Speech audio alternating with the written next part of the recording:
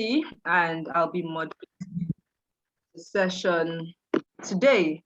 Before we get into the nitty-gritty of today's webinar, I'd like to introduce our speaker for today, Jeff Remmington, and I'll be reading his profile.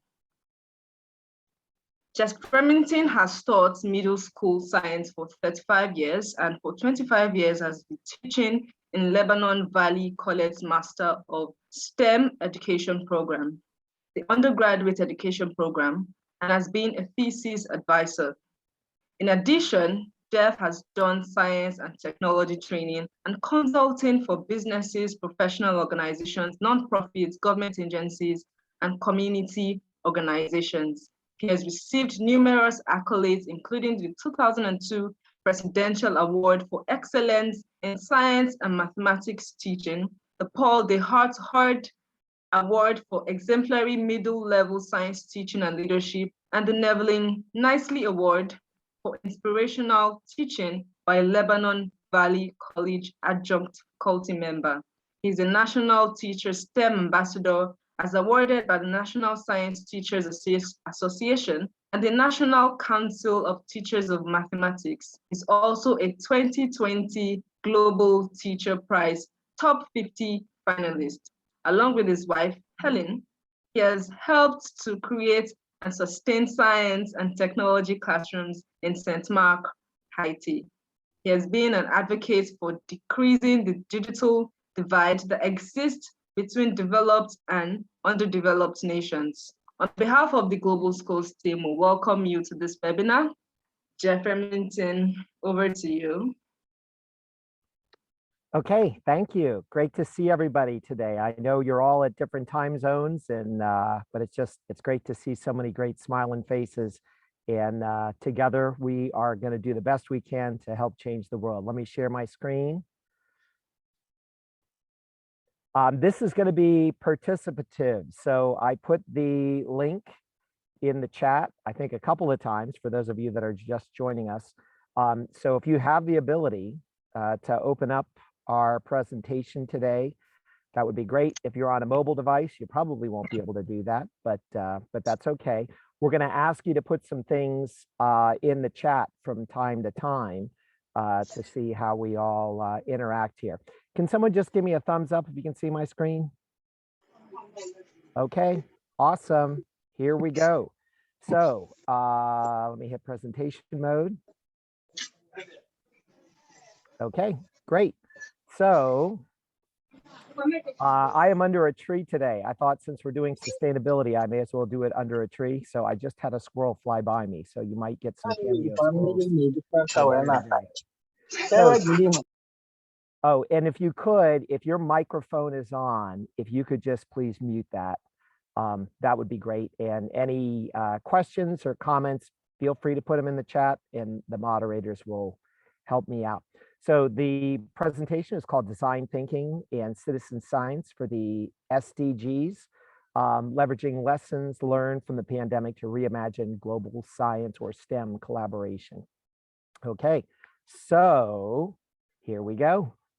I think, let me see if I can get this. Okay, so this quote is a very powerful quote, I think, where we are in education right now. And that is learning and innovation go hand in hand. The arrogance of success is to think that what we did yesterday will be sufficient for tomorrow. We've certainly found that out with the pandemic, that education will never be the same. And we can certainly seize this moment to reimagine what education can be. And there is certainly funds available through many of the things that are happening with COVID to try and change our view of what education is going to be. We are the change we've been waiting for. So we are the ones that have to be the leaders here. So here's what we're going to cover. We're going to cover what design thinking is and how we can apply it to SDGs in education. We're going to see a little bit about what was our pandemic teaching journey like. It still is going on for most of us, and what we've learned from it. And then most of the rest of the presentation is going to be resource presentation and exploration to connect STEM, collaboration, SDGs, project-based learning with design thinking. So we're certainly going to give you some time as we go through here to look around a bit and see what's there. So first of all, we're gonna figure out what design thinking is all about. If you would just throw in the chat, um, if you have ever used design thinking, just please put down a yes in the chat. Let me just quickly see how many people have engaged in the concept of design thinking. Let me see if we have anybody out there that's done that. Okay, got one. Okay. Okay, many of you may have heard of the engineering design process. Design thinking kind of takes that one step further. Okay, doesn't seem like a lot of you have used design thinking. Well, that's great. So we're gonna introduce you to this powerful tool. Design thinking was developed out of Stanford University in the United States, and it really was designed by a bunch of engineers that tried to take engineering design a step further. The groundwork of design thinking is rooted in empathy and really empathizing with people's problems, getting to know people's problems, getting to know people where they're at. So when I really started to play with design thinking, I thought, what a perfect match for the SDGs, because that's what it's all about. It's really gaining empathy. And my journey as a teacher in the United States, for some reason in the United States, we really are not in tune with the SDGs. I think as a nation and as a bunch of teachers, but I've realized in my work with the Global Teacher Prize teachers from around the world that the SDGs are really big around the world. So I dedicated last year, a pandemic year, to doubling down on what the SDGs are with my own students in applying design thinking into it. Okay, so let me just show this quick 2-minute video on design thinking. Here we go. Hi there. Have you noticed that the world is full of problems? There are big, hairy problems like poverty and disease and small annoyances like misplacing your keys. However, the geniuses at Stanford have come up with a process that will broaden your perspective and help you create better solutions no matter the type of problem. This process is called design thinking, and it's here to change the way you tackle problems. Design thinking encourages people to explore new alternatives, creating options that had not existed before. Design thinking is successful because it focuses on the needs of the user. It's more than just good ergonomics. It's about understanding the context and culture of the stakeholders involved. This understanding is found using direct observation and qualitative data, which produces stories that people can really empathize with. Once the research is conducted, the problem solver is more apt to define what the real problem is. After diagnosing the true problem, it's time to ideate or brainstorm new ideas without the constraints of existing solutions. Because design thinkers learn by doing, these radical ideas are then made into simple prototypes that test possible outcomes. Rapid prototyping speeds up the innovation process because we only learn about the quality of our ideas when we test them in the real world. The process of ideating, prototyping, and testing is repeated early on so that mistakes are quick, cheap, and ultimately lead to success. So, why design thinking? The process provides a method and a unifying language for multidisciplinary collaboration, leading to greater creativity and better solutions faster. Suddenly, the world's problems are simple and manageable with design thinking. Okay, so the first step in design thinking is empathizing, and that's just direct observation. But with my students, I have an interview phase for the most part, that they are interviewing people to really get to understand what the problem is. Once they think they understand the problem, they rephrase the problem in the define phase, and they say the problem back to the people that have the problem, so that there's a communication and a true level of understanding to confirm that, yes, what we as engineers feel is the problem based on our observations with you, based on our interviews with you, is in fact correct. So we're all on the same page. And then the powerful part is the iterative part of ideate, prototype, and test. So ideating is just, you are free brainstorming. You're coming up with quick ideas. Some of those ideas could be research-based, but a lot of those ideas don't even need to involve research. It's just what is the raw creativity you have to try and solve a problem. That's what I find is the beauty of this with students, okay? Because students aren't jaded so much with decades of, research and other ideas that are out there. They really can think creatively. And then test some ideas, create a prototype or create an example of how you might work that idea out, test it, see if it works. If it doesn't, go back to the drawing board and start it all over again. So it's a pretty good process. I'm involved with a company that has been going back and forth to the United Arab Emirates the past few years. I don't know if we have anybody from the UAE on the call, but their Ministry of Education is really buying into design thinking as a way to do what they call stream education over there in the Emirates. And if you follow the Emirates, you know the Emirates are really rocking it when it comes to innovation on large scales in everything they do in that country. Okay, we're going to go back to, or since we're already in the pandemic, but we're going to go back to the heart of the pandemic last year and in 2020. So delivering education during the pandemic was challenging for teachers, students, parents, administrators, as well as for business and industry. So looking at some of these pictures here, you can kind of see what that experience was that many of you have gone through. If you've done online teaching, I think this pretty much sums it up right here. I teach middle school, so I'm in kind of both of these worlds. But if you were an elementary school teacher during the pandemic and teaching remotely, you saw what was just a fun set of chaotic events on your screen. If you were at the high school level, you saw kids that were half asleep and really hard to engage. So for many of us, we're not leaving that space. That space is still going to be an element of our teaching moving forward. So that's something we have to figure out how to navigate. So here's where I'm going to have you participate. So I'm going to ask you to put in the chat, what were some of the challenges and successes of teaching remotely or asynchronously over the past year or so with the pandemic? So here's what I want you to do. So if you'll follow along with where my pointer is, please type your response in the chat and give context with your response, okay?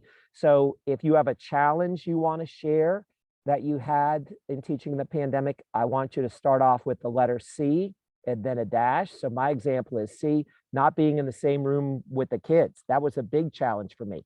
If you found a success, you can put down the letter S and a dash and tell us what your success was. And then if you had a lesson learned, okay, something that really struck home with you, you can put LL, lesson learned, put a dash and put something in the chat with that. Okay, I'm going to put our timer in for 4 minutes. I may stop you before the 4 minutes, but let's see what you come up with.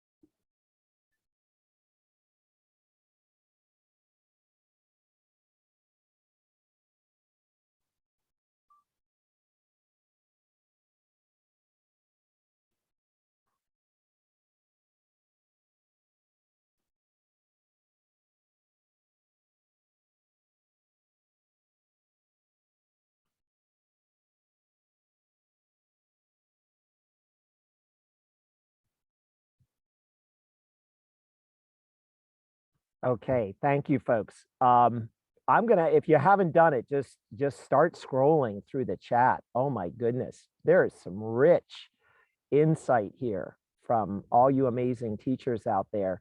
Amanda, I would suggest, man, if you guys could capture this and put it in a shared document to share with people, there's so much rich insight here. I think that everybody can benefit from.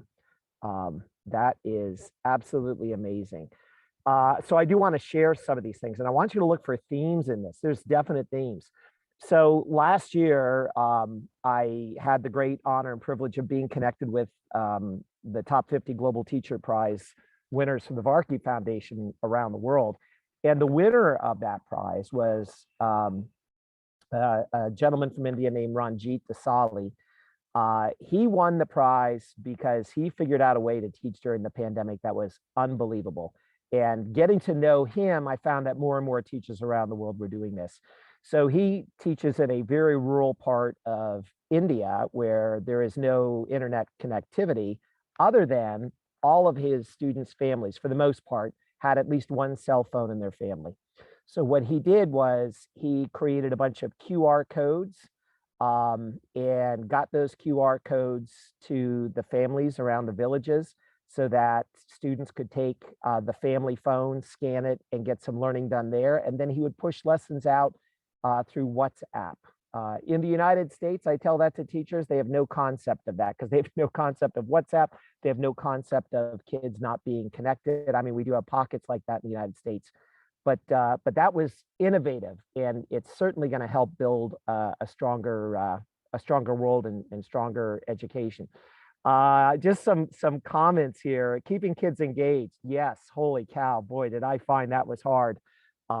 And some of you said keeping kids' video cameras on. So it's funny, when the pandemic started, I made sure everybody's camera was on. And then about a day into that, I did the opposite. I first made they were on real quick so I could take attendance, and then I had them turn them off because at my standpoint where I teach, I saw a lot of inequities where some kids on the screen had just a beautiful spaces that they were living in, and other students were living in very poor spaces. So I felt like that was a bad vibe. My hook to get kids participating was I did have a class participation grade, and I did something called last hand standing. I would ask questions randomly on the content that I was covering, and I had kids use the hand up feature in Zoom or Teams, and I would ask a question at any random time. The last kid to raise their hand had to answer the question. So that kept them at least all engaged, that they had their finger on the button to answer a question, which was kind of interesting. Okay, so thank you for that rich conversation. So I'm going to show you what my teaching style was like pre-pandemic. Pre-pandemic, I was doing design thinking, I still am, and doing some project-based learning. I'm going to show you one project-based learning thing that we do that really does address a lot of UN SDGs. This is called a grasshopper field study, and we live in our school district. We're pretty much landlocked. Most of the farm and wilderness areas have been developed into housing and commercial use. So we built this small plot and we returned it to native plants and native grasses. And we do a grasshopper field study there annually. And in this grasshopper field study, we have all these different plots that we've marked off. We collect grasshoppers from these different plots. We count them, and then we tag their legs with different colored nail polishes based on their plot of origin. And then we get a lawnmower, we destroy a couple of the plots, and we see what habitat destruction does to the migration of the grasshoppers over the course of a week. So you're going to see how that plays out here.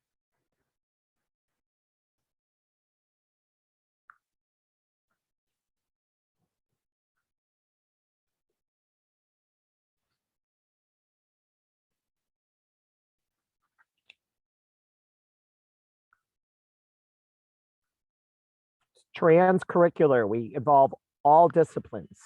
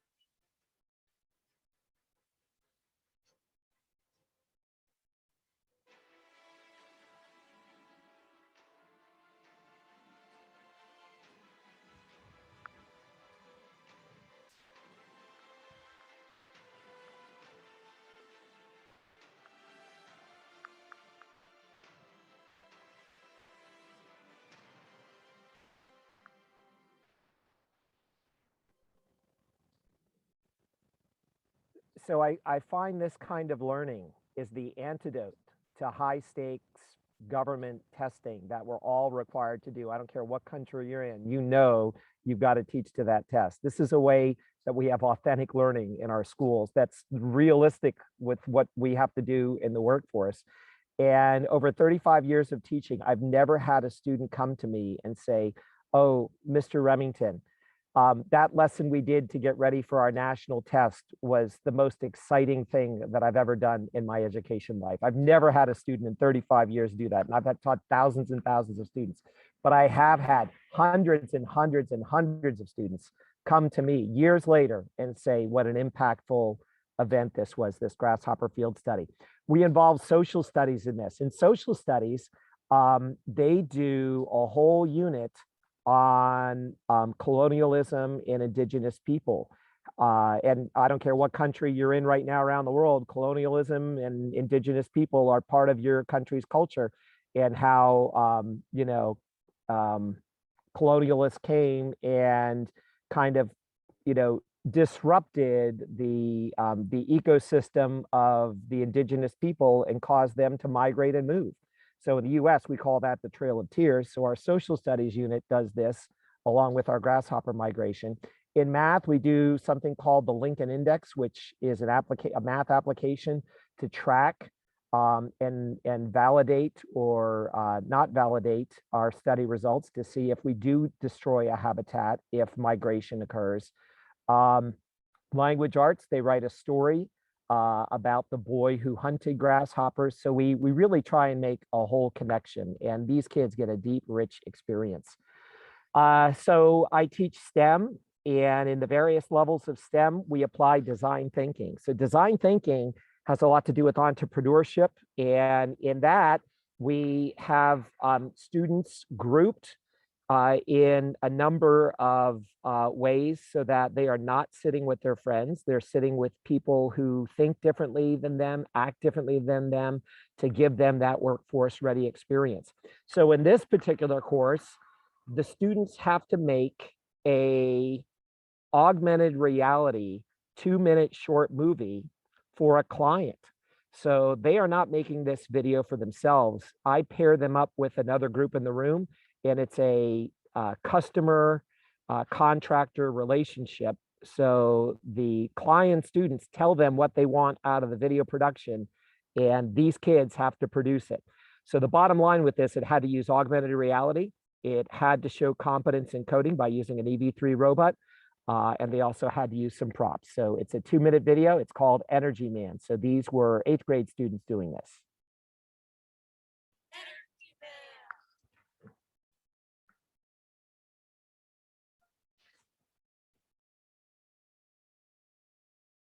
I have to save everybody.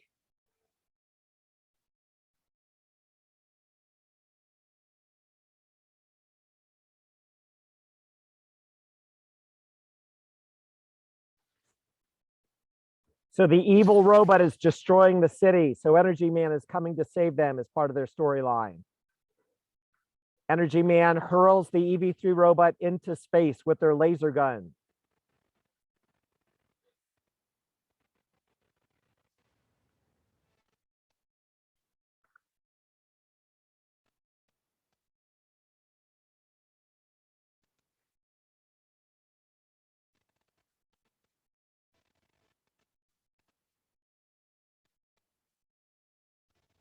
Energy Man, save us all.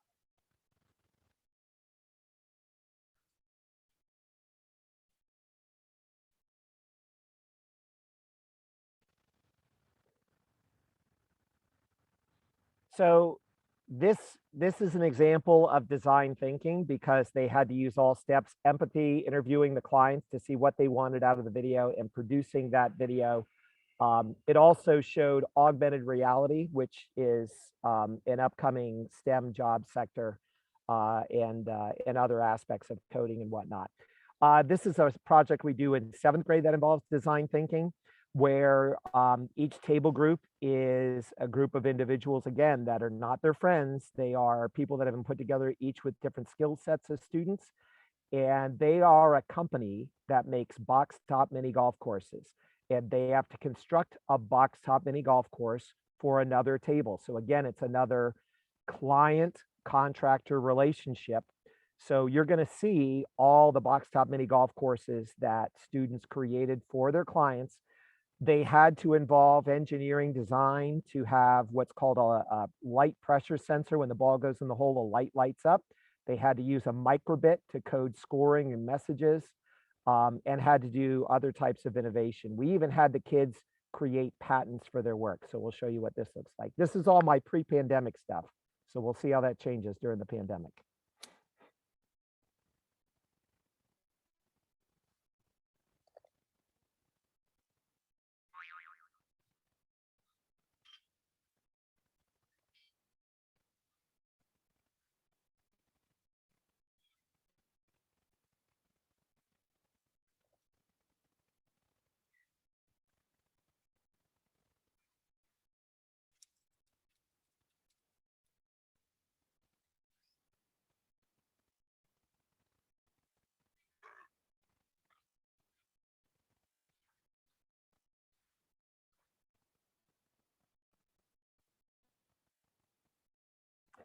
And at the end, the clients give the contractors feedback.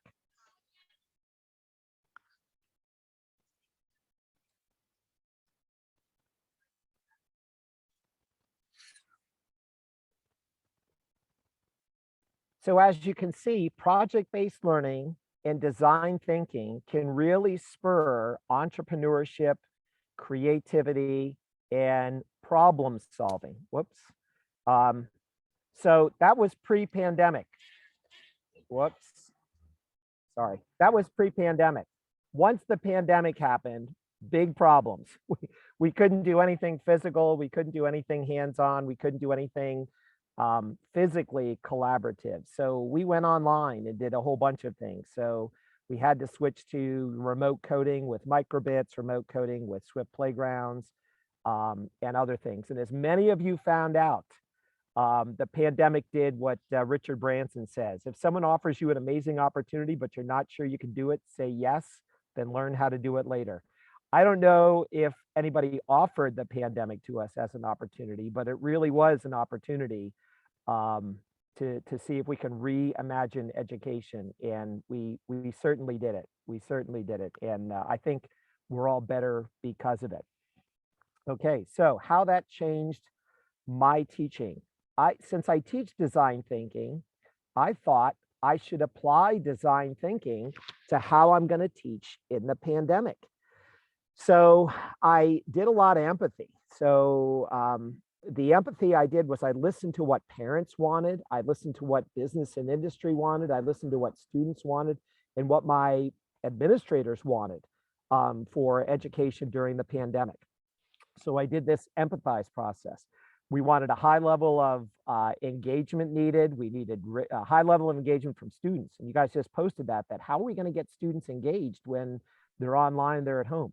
We wanted rigor, ease of use for both parents and students. So I really wanted to design my course during the pandemic so parents could navigate it as easily as students could. So I really used that lens. Socially distanced, we were hybrid for a while. So I made sure you can see my classroom here. I only have one student per table. Low touch sharing of materials, social emotional needs, equitable, adaptable for multiple situations.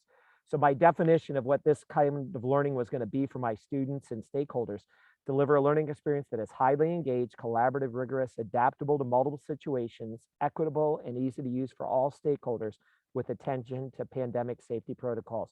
I wanted to make sure that whatever was happening in my classroom physically here, the students that were at home on Microsoft Teams would get the exact same experience.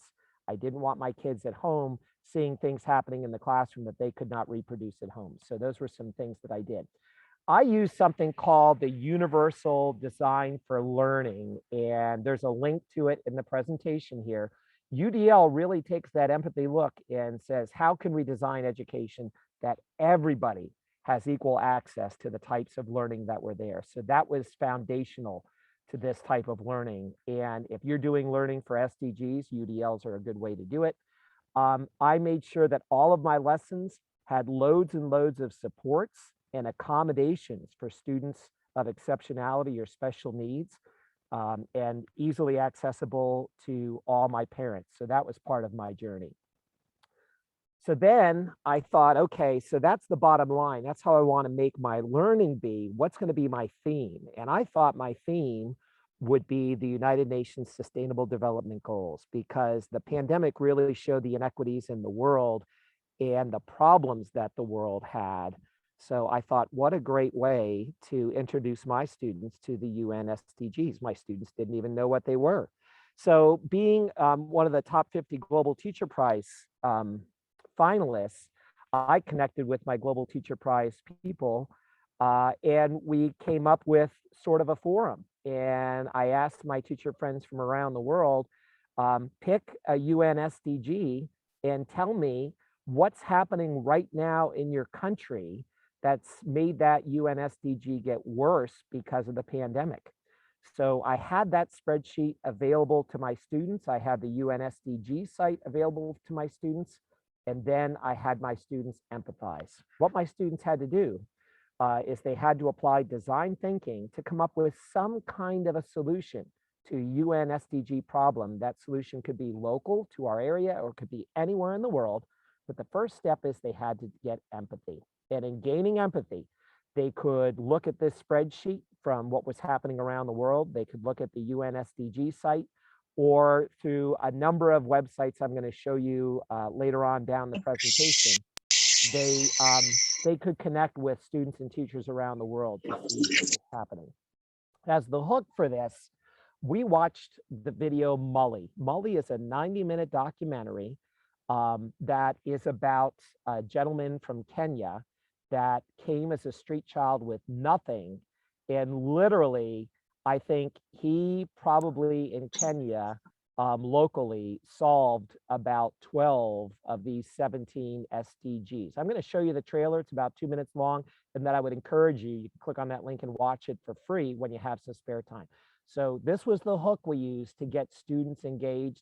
And so many students say that was one of the most impactful things they've ever watched. So here's a quick clip on Mully.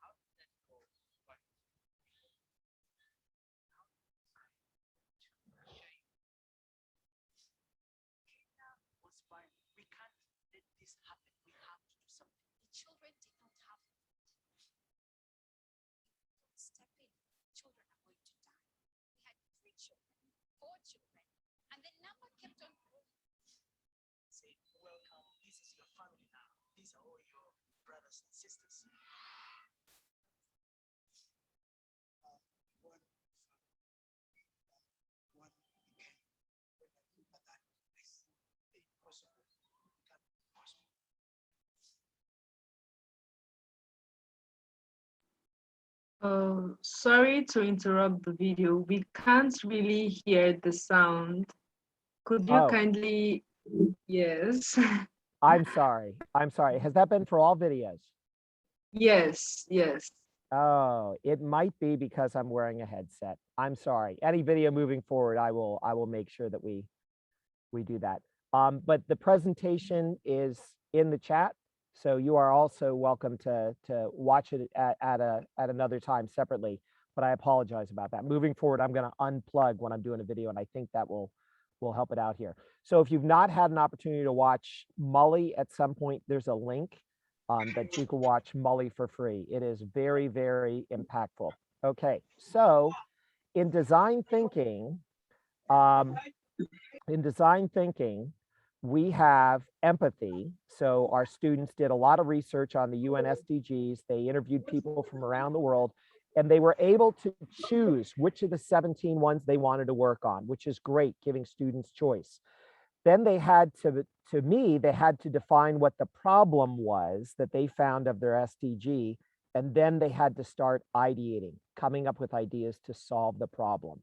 So I found some very interesting things out on the human side. SDG number 5, if I'm correct, is one dealing with gender.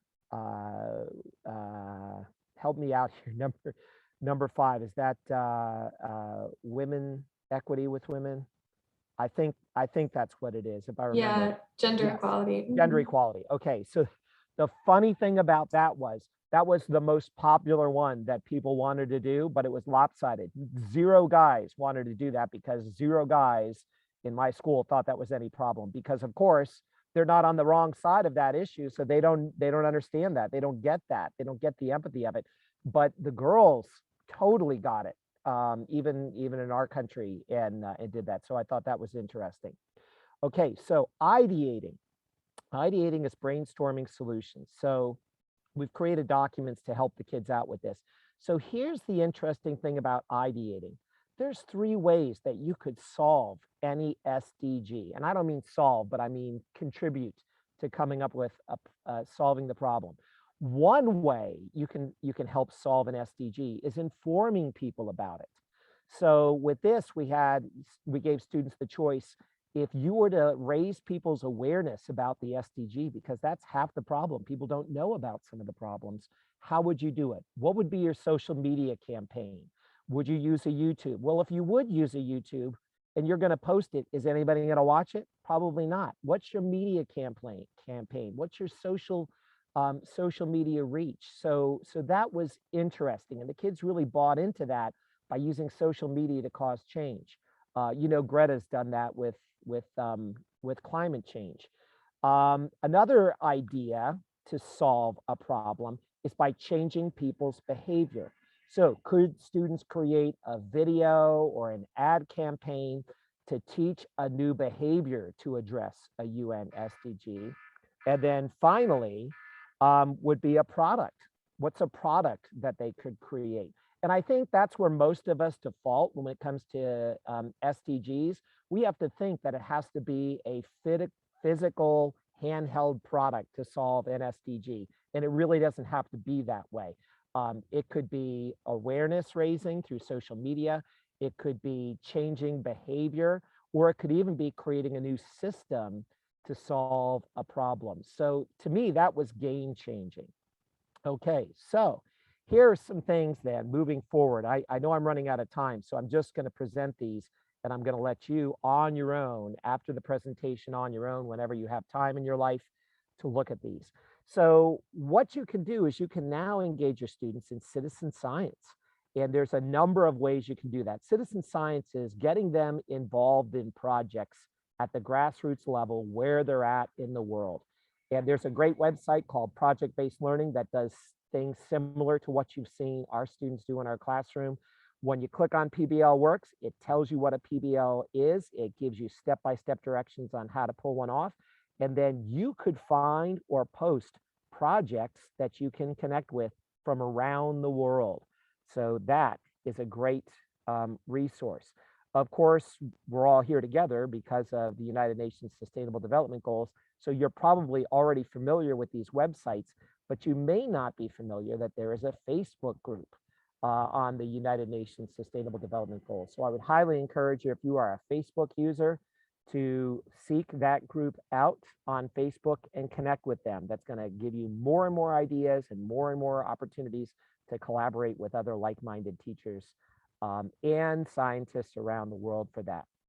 Next, we have two great sites here, National Geographic and Zooniverse. So I have links to both of them in this presentation. If you click on either one of them or both of them, similarly, you're going to see projects that you can plug in with from around the world based on any SDG you could possibly think of. And you could even post your own if you want to start one on your own, if your students have an idea to post one on their own. Here's another site. This is called Common Sense Education. You click on this site and it's a clearinghouse for more sites that have connections to projects that you could do with citizen science regarding SDGs from around the world.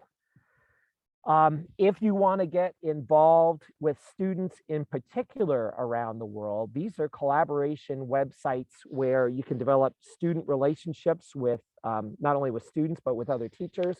And from there, start projects together. This is a new startup out of Russia called iDialogue, which is a very interesting site. It's takes a little bit of a different approach to classroom collaboration. There's ePals, which is another great site that connects teachers and students from around the world. Globalschools.net is another collaboration site where you could select a project that you want to work on or post your own project, and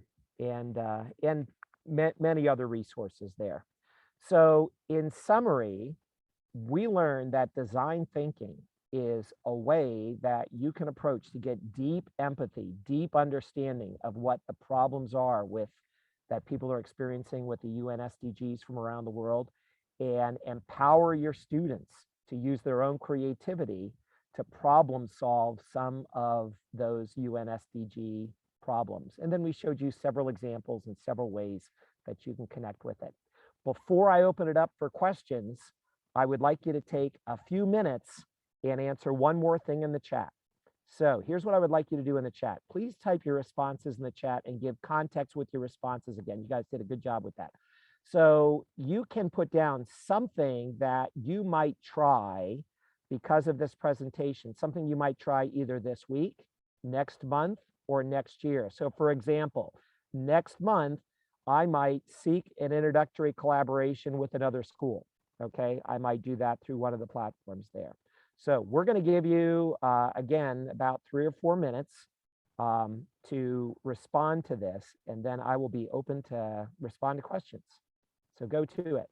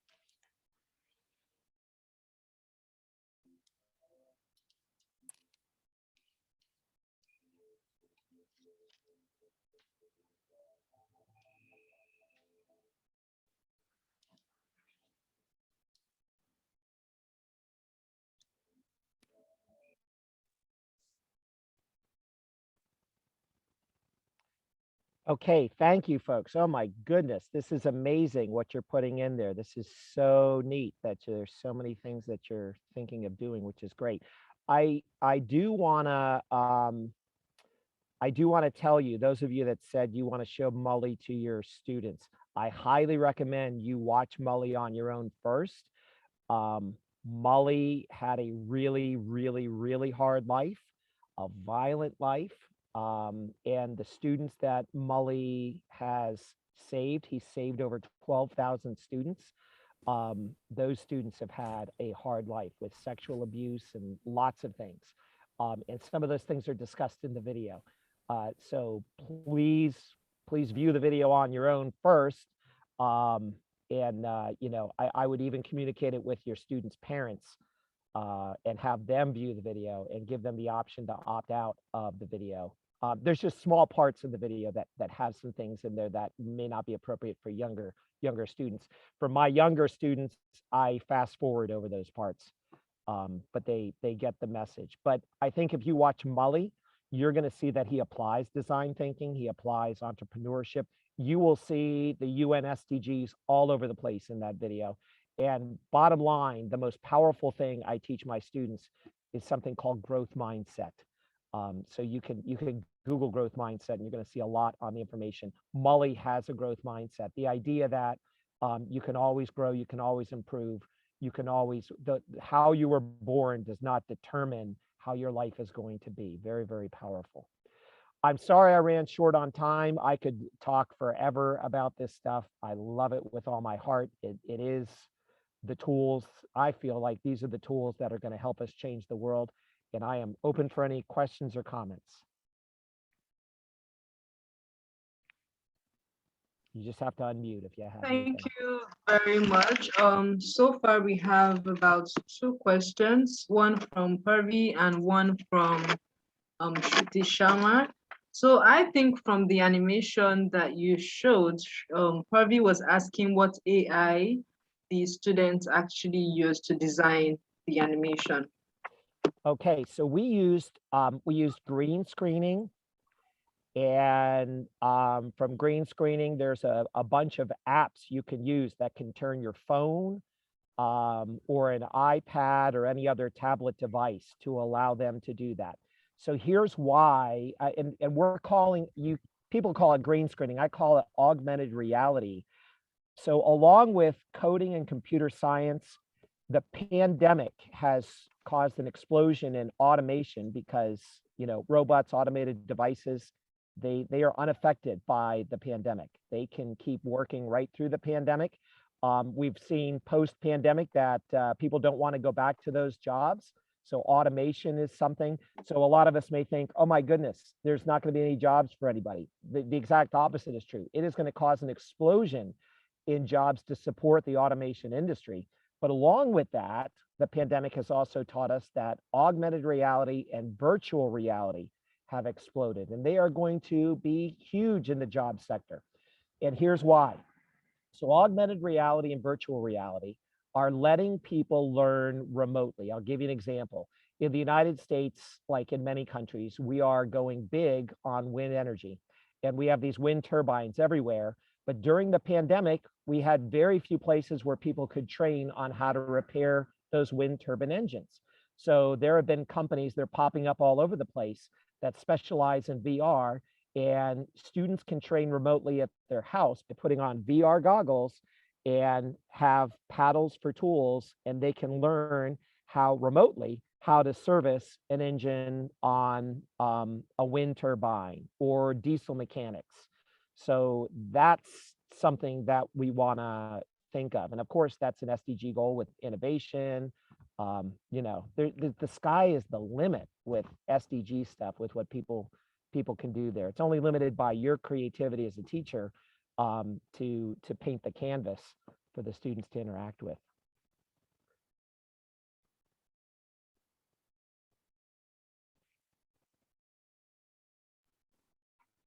Thank you very much for that response. We also have a question from Shruti Sharma asking how she can use design thinking for a high school students. Yeah, pretty much the same way we've shown it here. Have the students solve a problem in your school or in your community. So is there a problem in your community? Think of the 17 SDGs. You can present that to your students. Show them the 17 SDGs. Say, which one of these do you think is the most pressing problem in our school or the most pressing problem in our community? And then have them go through those steps of design thinking to see if they can come up with some ideas of solutions to those problems. Interviewing people at the school, interviewing stakeholders in the community, doing research on it. I mean, the sky is the limit with this. Okay, thank you very much. There's so many questions. I'm trying to take a grasp of it. Someone is saying, Jeff, are you open for collaboration with teachers from other schools? Have our students collaborate with your students? This is from Paul Tumusin. Well, I certainly would be, but I am retiring in 2 months, so that's not going to be a possibility. That's not going to be a possibility because I won't be in school anymore. I hope to be somewhere in the STEM space, you know, continuing work in STEM education, but I've taught for 35 years, and I figured if I haven't figured out how to do it yet, you know, 36 years isn't going to get me there. Wow, wow. Someone is asking, my question is as follows. I would like to ask for your help to me as STEM teachers in Africa. We're still struggling with insufficient tools and skills to develop our teaching. Is there anything else that you could provide to us to develop our skills? Please let me know if you have I any. will tell you, there is a group that is just killing it in Uganda. Yeah, let me see real quick. I'm gonna see if I can put their website in the chat box, but there's so many teachers in the continent that just are killing it in STEM.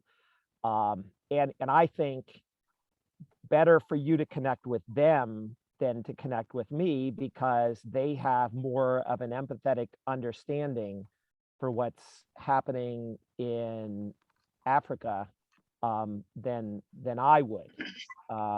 Okay, so I'm finding that website right now, and I will put it in the chat box. And they are connected. They will get you connected, and we'll certainly have that concept of you know, what's the best for the continent. I mean, I know it's going to be unique to Uganda, but I think the things they're doing, they're dealing with many of the struggles with lack of capacity for things to do there. So that website, I just put it in there. I mean, these guys and girls, these men and women are killing it in Uganda as far as STEM is concerned. So that would be a good group to get hooked up with. Congratulations on your retirement. Thanks. We have one Yeah, we have one of our mentors and former advocates raising up his hand. Oigoga Onujan, please can you unmute yourself? I think he has a contribution or a question to ask you. Yes, thank you, Fikayo, for the opportunity. So glad. Thank you, Mr. Jeff, for such a wonderful presentation. I'm Onu Oigoga from Nigeria, and I'm a global school advocate too. Sir, I will, for the sake of all of us here, would like you to kind of give us in a single statement or in a single sentence, what key advice would you want to give those teachers who are in the global south as regards localizing STEM SDGs in their lesson content?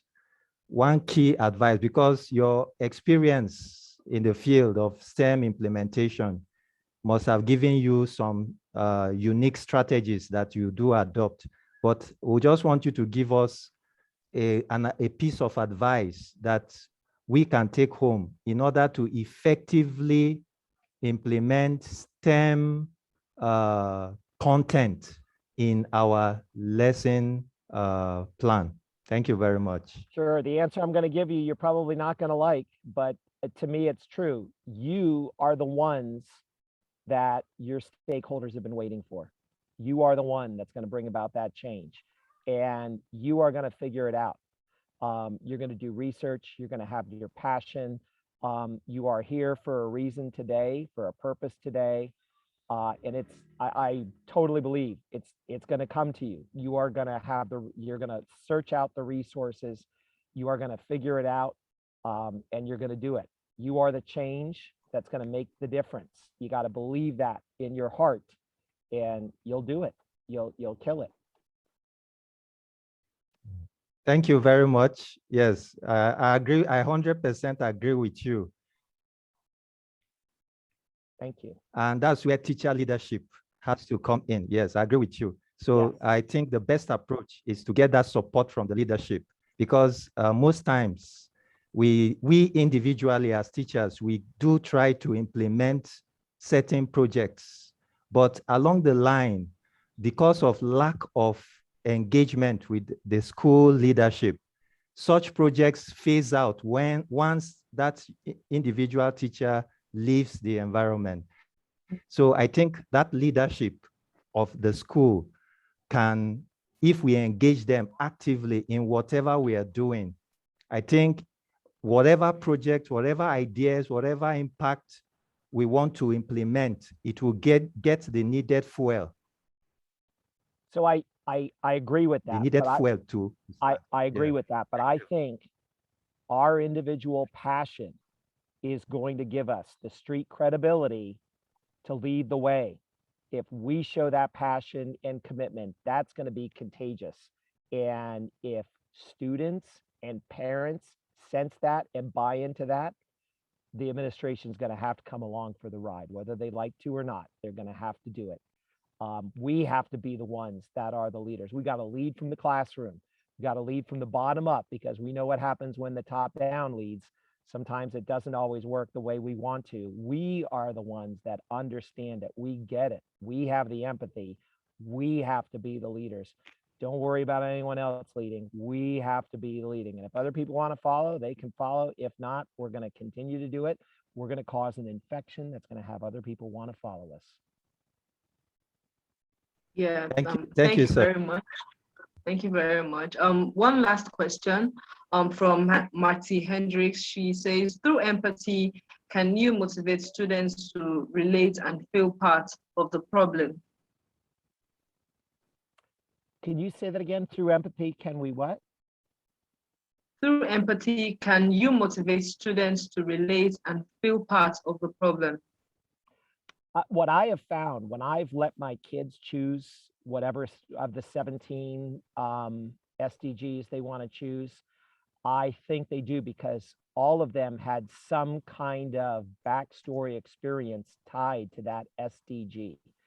So for instance, most of my kids did not do like the government SDGs because they have no experience with that. Most of them, like, again, gender equity.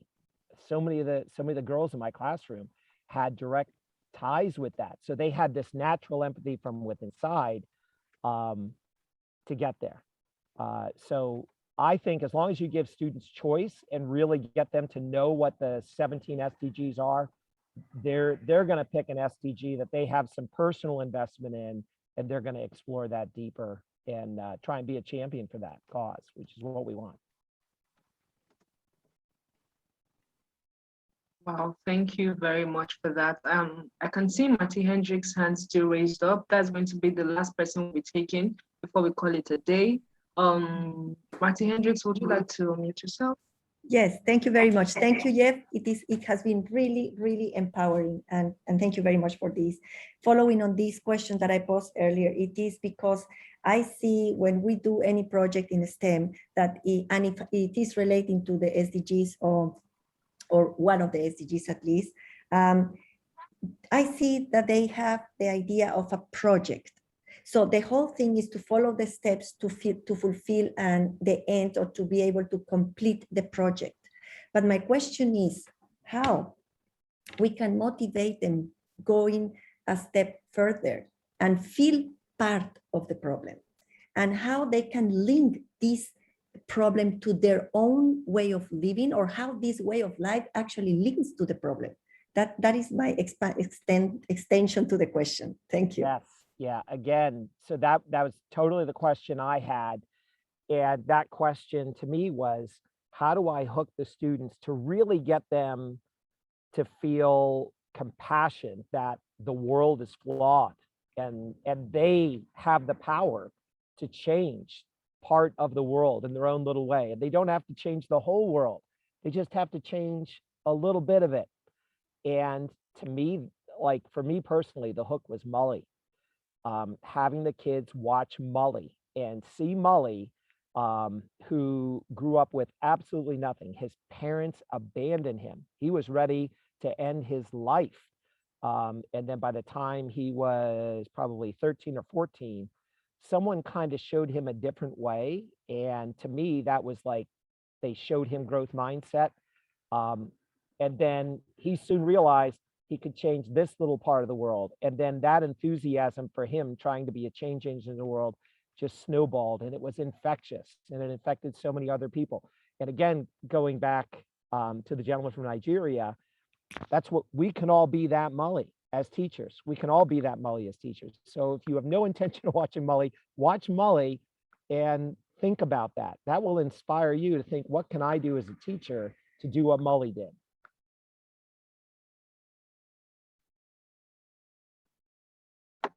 Wow, thank you very much for your insightful presentation to all of us today. It has been, an engaging moment, a profound moment. I had to, write a lot of things in my learning journal here, and I'm sure a lot of our advocates and mentors who are, seated here today on this webinar have gained a lot of things. I want to say a big thank you to you. Absolutely. You, Jeff Remmington, for this, what we call it a day. I would like, for every advocate and mentor on here to kindly show their videos, put up their videos. We want to just take a picture before we call it a day. Okay, Fakayo, I'm gonna take the picture. I'll give everyone just one second to turn on their cameras, please. And we will obviously share these photos afterwards to everyone on the call. So, all right, everyone hold your smiles. I'm gonna go to each screen so we see everyone. Okay, the first one is done, and now I'm on the second one. Smile. And the last one, smile. Okay, thank you everyone for smiling for the photo. I'd also, I would love to connect with you on Twitter. I'm at, I'll put it on in the chat box. So at Cyrem, Okay, we can connect on Twitter. Every day I post information on STEM, workforce development, growth mindset, the kinds of things we do here. Every day I'm posting that. So love to connect with you there. Yeah. Thank you. Thank you all. Let's change the world. Thank you so much. Thank you, Jeff. Thank you. Thank you. Thank you. Thank Very you. much. Bye, Thank you everyone. very much. Have a good day. Bye.